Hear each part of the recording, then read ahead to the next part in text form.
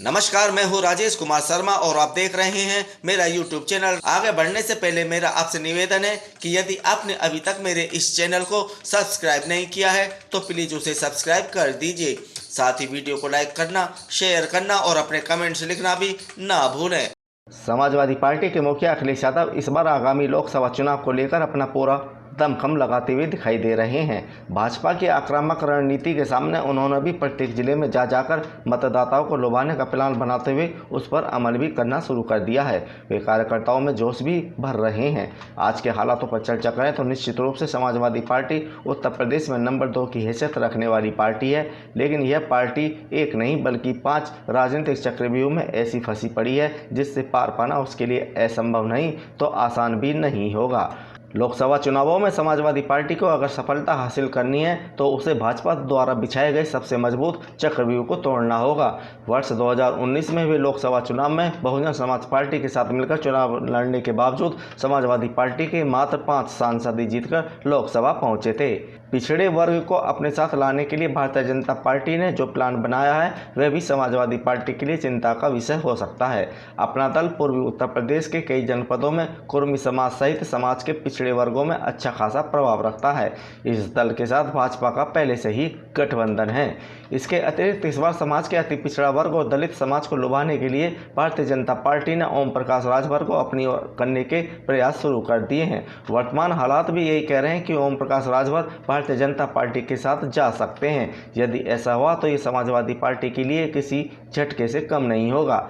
यकवी सूत्र यह भी बताते हैं कि ओम प्रकाश राजभर को भारतीय जनता पार्टी के साथ गठबंधन करने से रोकने के लिए समाजवादी पार्टी के कुछ वरिष्ठ नेता भी एक्टिव हो गए हैं, लेकिन बात बन पाएगी इसमें संदेह है, क्योंकि पिछले कई महीनों से ओम प्रकाश राजभर लगातार समाजवादी पार्टी को अपने निशाने पर लेते रहे हैं।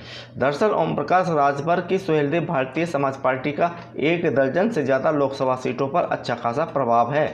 पिछले चुनावों में वे इसे सिद्ध भी कर चुके हैं। ऐसे में यदि भारतीय जनता पार्टी को अपना दल के अलावा ओम प्रकाश राजभर का भी साथ मिलता है तो प्रदेश की लगभग 30 लोकसभा सीटें ऐसी हैं जहां भारतीय जनता पार्टी बहुत मजबूत स्थिति में होगी।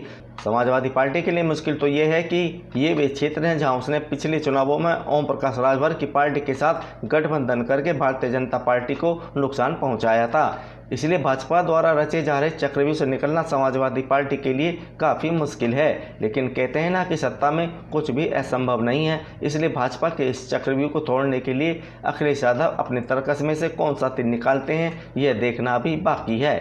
अखिलेश के सामने दूसरा चक्रव्यूह कांग्रेस का है। आजकल भाजपा के सामने विपक्ष का एक संयुक्त उम्मीदवार उतारने की बात चल रही है। बिहार के मुख्यमंत्री इसको लेकर काफी गंभीर हैं। ममता बनर्जी, नीतीश कुमार और अखिलेश यादव कांग्रेस का साथ तो चाहते हैं, लेकिन उनकी अपनी शर्त है। शर्त यह है कि कांग्रेस 200 के लगभग लोकसभा सीटों पर चुनाव लड़े और बाकी सीटें अपने सहयोगी क्षेत्रीय दलों के लिए छोड़ दे।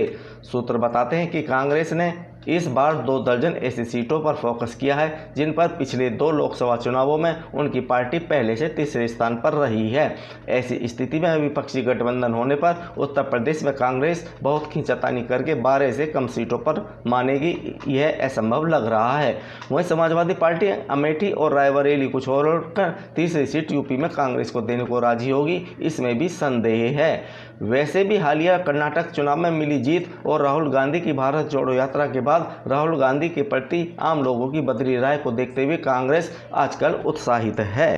ऐसे में कांग्रेस के साथ समझौता होने पर उसे अपनी कई सीटें उसे देनी होंगी, और अगर ना दें तो उत्तर प्रदेश की लगभग 15 से 20 सीटें ऐसी हैं जहां कांग्रेस समाजवादी पार्टी का गणित बिगाड़ सकती है। अब कांग्रेस के इस चक्रव्यूह से समाजवादी पार्टी कैसे निकलती है, इसके लिए भी हमें और इंतजार करना होगा। समाजवादी पार्टी के सामने तीसरा चक्रव्यूह तोड़ने की भी चुनौती है, जो कि बसपा का है। समाजवादी पार्टी बसपा पर सदैव ही आरोप लगाती रही है कि बसपा ऐसे प्रत्याशी मैदान में उतारती है जिससे पिछड़े दलित और मुस्लिम मतदाता विभाजित हो जाते हैं, और इसका लाभ भारतीय जनता पार्टी उठाती रहती है। आगामी लोकसभा चुनाव में भी बसपा बड़ी संख्या में पिछड़े दलित और मुस्लिम प्रत्याशी मैदान में उतारेगी, इसमें कोई संदेह नहीं है, क्योंकि इन्हीं के दम पर बसपा ने 4 बार उत्तर प्रदेश में अपनी सरकार बनाई है।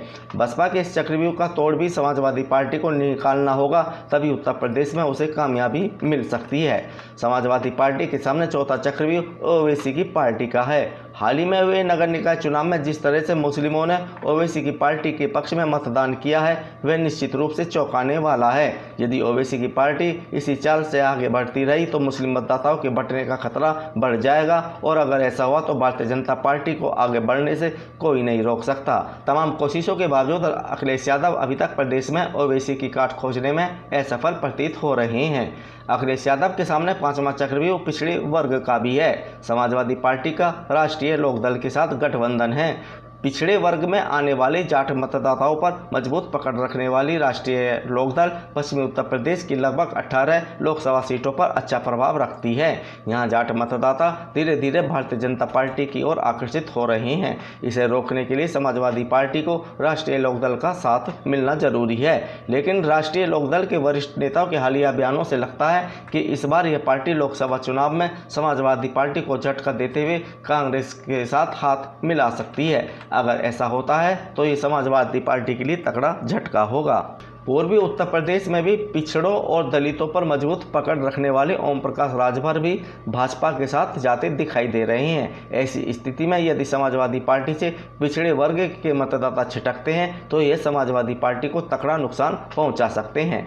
कह सकते हैं कि इस बार समाजवादी पार्टी को भाजपा, कांग्रेस, बसपा, ओवैसी और पिछड़े वर्ग के रूप में जो 5 चक्रव्यूह मिले हैं उनसे पार पाना समाजवादी पार्टी के लिए आसान नहीं होगा। इन सब चक्रव्यूह से अखिलेश यादव कैसे निकलते हैं ये देखने के लिए आगामी लोकसभा चुनाव होने तक का इंतजार हम भी कर रहे हैं और आप भी करिएगा।